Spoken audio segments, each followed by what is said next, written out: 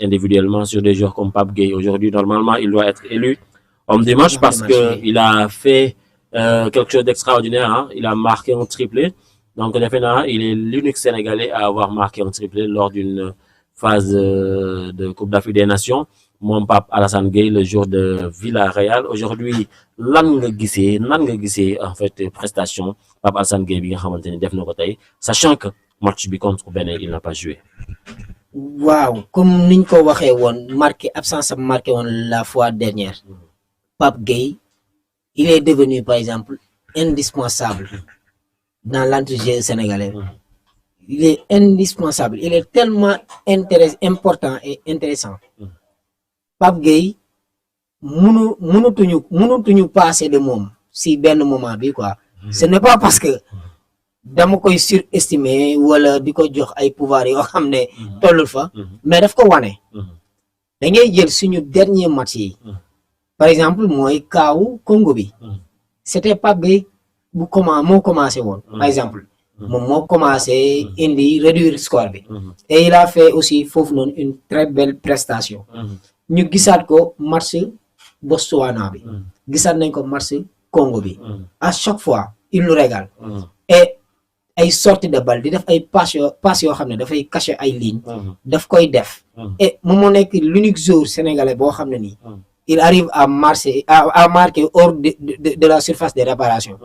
Moom moo ko fi def. Sauf parfois Lamine Camara quand il marque aussi. Lamine Camara parfois mu dóor hors surface dóor. Et yooyu aussi dañ koy soxla. Pape Gueye tey mooy l'homme du match. Mooy l'homme du match et aussi dafa libérer tamit l'autre joueur, par exemple Habib Diarra.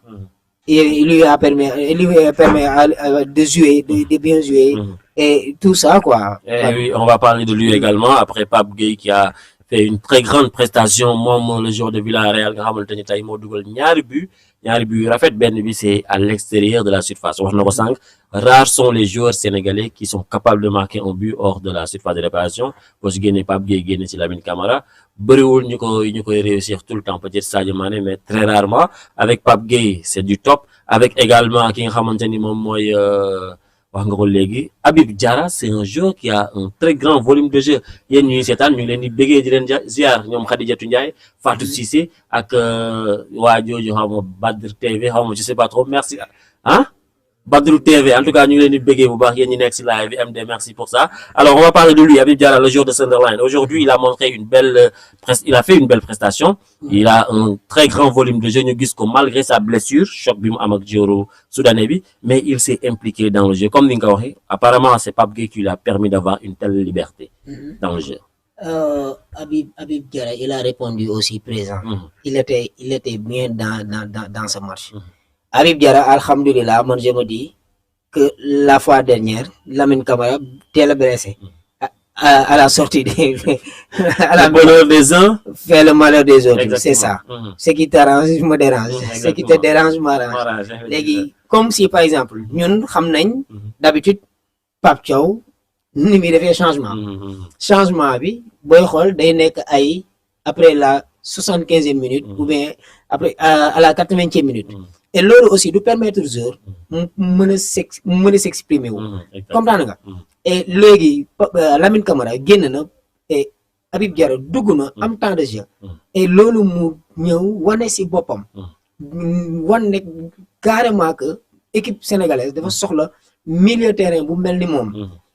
Loolu d'habitude Lamine Camara moo ko doon def, mais ces derniers temps yi on le reconnaît plus par exemple. On le reconnaît plus. Peut-être dafa nekkul à 100%. Et man dama koy jox kii boobu noonu que nekkul à 100%. Mais dañuy gis ne Habib Diarra dafa am constance ci loolu.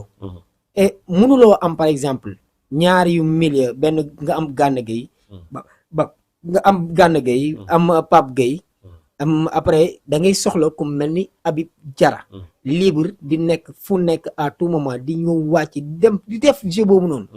Dañ ko soxla woon quoi. Et moom aussi il a répondu présent comme ni mu ko waxee nii.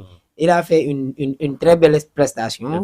Voilà, par Habib Diarra. Le joueur de Sunderland. Malgré sa blessure. Exactement. Et loolu aussi day wane. Par exemple amour ak volonté bu joueurs sénégalais yi di am.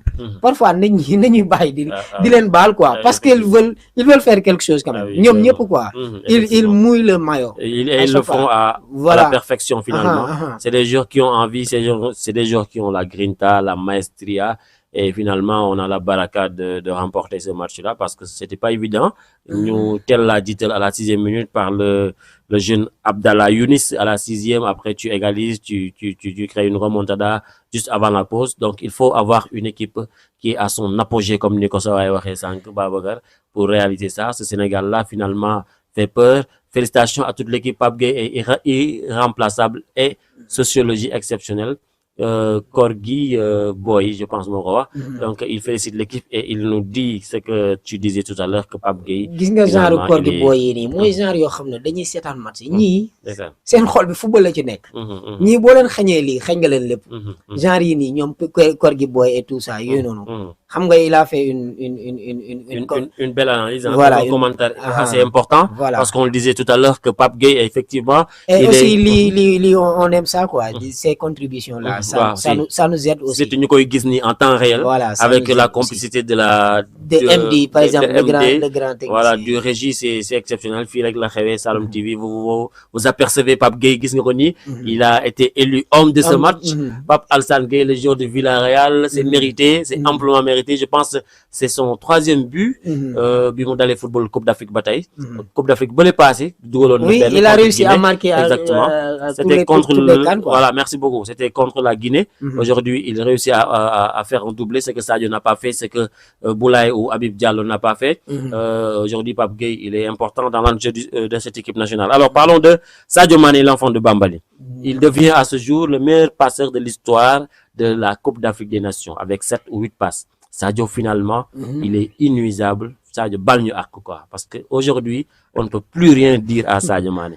But, il est impliqué dans les buts. Muy but Ibrahima Mbaye bi en 2e. Muy but Pape Gueye bi.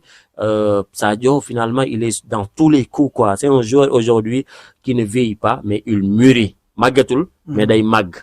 Non, gisee prestation Sadio bi. L'enfant de Bambali. Il n'est pas seulement le meilleur passeur de l'histoire de la CAN, mais il est le meilleur joueur de l'histoire du Sénégal. De tous les temps. De tous les temps.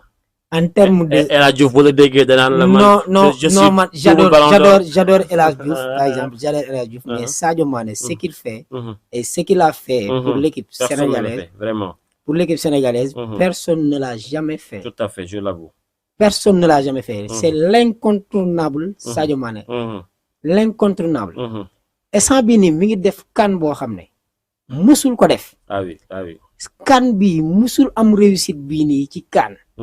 Dañ doon gis ne Sénégal dañuy ñëw def ay kii ba génn ci. Mais cette année-ci, mais vrai qu'il a marqué qu'une seule but. Il n'a marqué qu'un seul but. 2 buts, je crois. Ouais. Non, c'est un seul but. Su ma juumul. C'est contre Botswana. Voilà, un seul but. Am na benn contre Bénin. Congo dugal na. Kon Congo dugal na mais xaw ma nag contre Botswana. Non, contre Botswana Jackson moo dugal 2 buts. Voilà. Beneen bi ku ko dugalul benn but la am. Jackson daal moo dugal benn contre Botswana beneen bi fàtte naa. C'était Chérif Ndiaye. Chérif Ndiaye, merci. Voilà, Sadio Mané benn but la am. Même vrai que benn but la am ci actuellement ci CAN bi nii. Mais moo nekk suñu meilleur joueur.